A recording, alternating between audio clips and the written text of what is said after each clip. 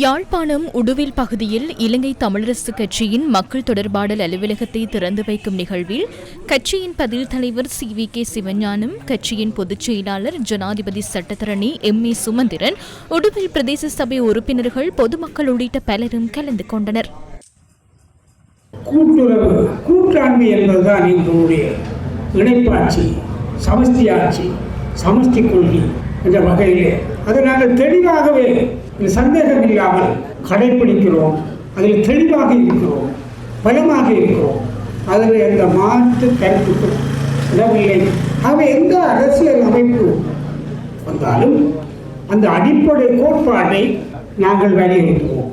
எங்களுக்கு ஒரு சரிவு ஏற்பட்டது என்பது நாங்கள் எவரும் மறுக்க முடியாத ஒரு உண்மை. நிச்சயமாக நாங்கள் ஏற்றுக்கொள்ள வேண்டிய ஒரு விடயம்.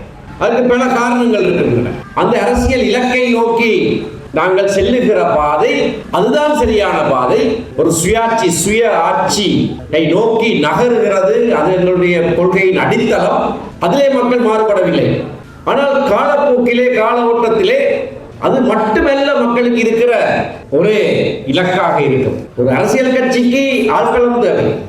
ஆட்களத்தை வைத்துக் கொள்வதாக இருந்தால் மக்கள் இங்கே இருக்க வேண்டும், இளையவர்கள் இருக்க வேண்டும். கட்சிக்கு எதிர்காலம் இல்லாமல் போய்விடும். புதியதாக வருகிற சந்ததியினருக்கு, புதிய பரம்பரையினருக்கு எங்களோடு இருக்கிற தொடர்பாடல் இன்னும் பலப்படுத்தப்பட வேண்டும். இளையவர்களுக்கு எங்களுடைய கட்சியினுடைய சரித்திரம் மட்டுமல்ல, எங்களுடைய மக்களுடைய சரித்திரம் இந்த நாட்டிலே சரியான விதத்திலே போற்றப்பட வேண்டும்.